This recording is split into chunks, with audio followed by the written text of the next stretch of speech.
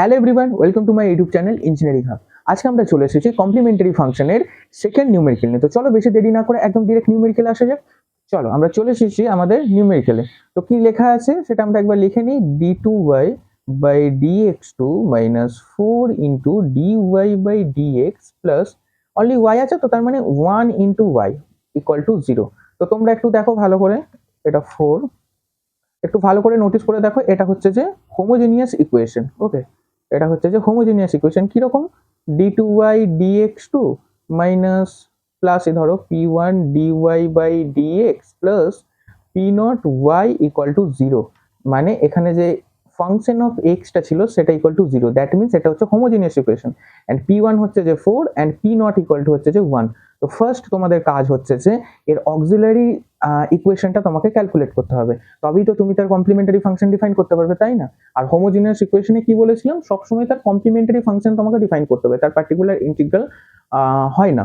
And equation will be y equal two complimentary function. Particular integral তো তুমি পাবে না, হোমোজিনিয়াস ইকুয়েশনে কোনোদিনই পাবে না। ওকে, তো চলো ফার্স্ট আমাদেরকে কমপ্লিমেন্টারি ফাংশন ডিফাইন করার জন্য এই ইকুয়েশনটা করসপন্ডিং অক্সিলারি ইকুয়েশন আমাকে ডিফাইন করতে হবে। তো অক্সিলারি ইকুয়েশন কি বলেছিলাম, যে কি অর্ডার ডেরিভেটিভ আছে, এটা সেকেন্ড অর্ডার ডেরিভেটিভ, তাই তো?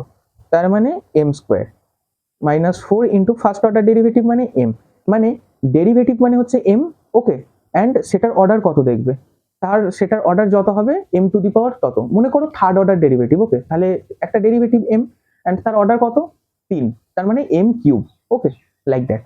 অ্যান্ড এখানে জাস্ট তোমরা ওয়াইটাকে বাদ দিয়ে লিখবে 1 ইকুয়াল টু 0। ওকে, এটা হয়ে গেল তোমার অক্সিলারি ইকুয়েশন। এবার তোমার নেক্সট টার্গেট হচ্ছে যে এই ইকুয়েশনটা, এই কোয়াড্রেটিক ইকুয়েশনে তোমাকে রুট ডিফাইন করতে হবে, মানে এম রুট যেটা আর কি, যে সলিউশনটা m1 and m2 তোমাকে ডিফাইন করতে হবে। তো চলো এটাকে আমরা একদম ডিরেক্ট শ্রীধর আচার্যের ফর্মুলাতে সলভ করবো। তো আগের দিন আমি বলেছিলাম এটা হচ্ছে তোমাদের শ্রীধর আচার্যের ফর্মুলা, খুব ভালো করে এটাকে মনে করে নাও। ওকে, এটা তোমাদের খুব কাজে লাগবে।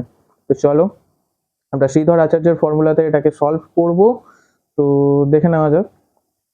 দেখো শ্রীধর আচার্যের ফর্মুলাতে আমাদেরকে ফার্স্টই দেখতে হবে, সরি কালার চেঞ্জ করে নিতে তো 1 মিনিট। তো এম ইকুয়াল টু আমাদের Sridhar Acharya, according to Sridhar Acharya, minus B plus minus under root B square minus 4ac divided by 2a। Okay, so equal to minus B. B এর ভ্যালু কত? বি এর value হচ্ছে যে -4। ওকে, বুঝতে পারছো, বি এর ভ্যালু হচ্ছে -4। অ্যাকচুয়ালি এগুলো তোমরা নিচু ক্লাসে করে এসেছো অ্যাকচুয়ালি, তো সেটাই এখানে অ্যাপ্লিকেশনটা দেখতে পাচ্ছি। যদি তোমরা বুঝে না থাকো আমি একবার তোমাকে বোঝানোর চেষ্টা করছি। ওয়েট, a ইন্টু এক্স, মনে করো a into X square plus B into X plus C equal to 0, এরকম একটা ইকুয়েশনে এক্স স্কোয়ার এক্স আর এখানে এক্স এর ভ্যালু নেই 1 0, ঠিক আছে? তো এটাকে বলে কোয়াড্রেটিক ইকুয়েশন। তো কোয়াড্রেটিক ইকুয়েশনে এক্স স্কোয়ারের সহগ কে? a। তাহলে এখানে এম স্কোয়ার আছে, এম স্কোয়ারটাকে তুমি ধরছো এখানে ভেরিয়েবল এক্স নেই, এম আছে, তাহলে এম স্কোয়ারের সহগ কত? দ্যাট মিনস কম্পোনেন্ট কত? 1। কোপিসিয়েন্ট, সরি কম্পোনেন্ট নয়, কোপিসিয়েন্ট কত? 1। Okay, plus minus B square, sorry কালারটা এক সেকেন্ড চেঞ্জ করে নিতে দাও, minus B, sorry minus B হবে, মাইনাস বি। এখানে বি এর ভ্যালু কত? বি এর ভ্যালু হচ্ছে যে -4, তাহলে minus of -4। Okay, plus minus under root B square, that means -4 তার হোল স্কোয়ার মাইনাস 4 ইন্টু এর ভ্যালু কত? এর ভ্যালু এখানে 1। ওকে, দ্যাট মিনস এক্স স্কোয়ারের কোপিসিয়েন্ট মানে এম স্কোয়ারের কোপিসিয়েন্ট কত? 1 ইন্টু সি এর ভ্যালু, এখানে সিম্পল যে সিটা আছে, সি কত আছে? 1, so simple 1 divided by 2 into A, that means A equal to হচ্ছে যে 1। তাহলে তোমরা এটাকে একটু সলভ করে নাও, কত হচ্ছে বলো? মাইনাস মাইনাস মাল্টিপ্লাই হলে plus 4 plus minus under root 4 into 4 -4 into -4 plus 16 minus 4 divided by 2।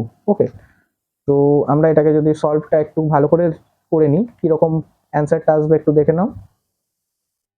এখানে আমরা পেলাম হচ্ছে এম ইকুয়াল টু, দেখো 4 plus minus under root 16 minus 4 কত হয় বলো?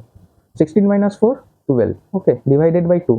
12টাকে যদি আমরা আন্ডার রুট করি, ওকে, মানে 12টা যদি আমরা রুট করি কত হয়, এটাকে তুমি একটু সাইড এরকম করে দেখে নিতে পারো, 2 into 6 12, 2 into 3, that means you can write 4 plus minus, এখানে দেখো ডবল 2 আছে, তাহলে রুটের বাইরে সেটা চলে আসে যেটা ডবল টার্ম থাকে, অ্যান্ড √3, ওকে, ডিভাইডেড বাই 2। তো তোমরা এখানে একটু লক্ষ্য করে দেখো, আমরা লিখতে পারি m ইকুয়াল টু এই ওপরের নিউমারেটর থেকে তুমি 2 কমন নাও, 2 যদি কমন নাও তাহলে তোমার কাছে থাকছে 2 plus minus √3, okay, divided by 2। এই 2 ক্যান্সেল আউট হয়ে যাচ্ছে, তাহলে তোমার কাছে এখন থাকছে 2 প্লাস মাইনাস 3। তাহলে দেখো এখানে দুটো ভ্যালু, 2 প্লাস √3 আর একটা হচ্ছে 2 মাইনাস √3। তাহলে you can write that m1 equal to 2 plus √3, and you can write that m2 equal to 2 minus √3, okay. So 2 plus √3 and 2 minus √3 দুটো তো সেম ভ্যালু নয়, দুটো আলাদা value. That means here m1 not equal to m2, so complementary function will be, আমরা কি দেখে গেছিলাম কন্ডিশনে, এই ফর্মুলাটা। সো চলো আমরা লিখে দিই সেটাই। সো কমপ্লিমেন্টারি ফাংশন কি বলেছিলাম, এক্সপোনেনশিয়াল লিখবে m1x প্লাস এক্সপোনেনশিয়াল m2x, এখানে c1 অ্যান্ড এখানে c2, ওকে।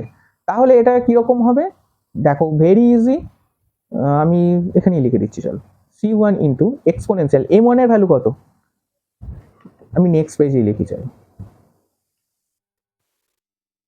এখানে আমরা লিখলাম যে complementary factor c1 equal to exponential m1x। So m1 এর ভ্যালু কত পেয়েছো, m1 এর ভ্যালু পেয়েছো 2 প্লাস √3, ওকে।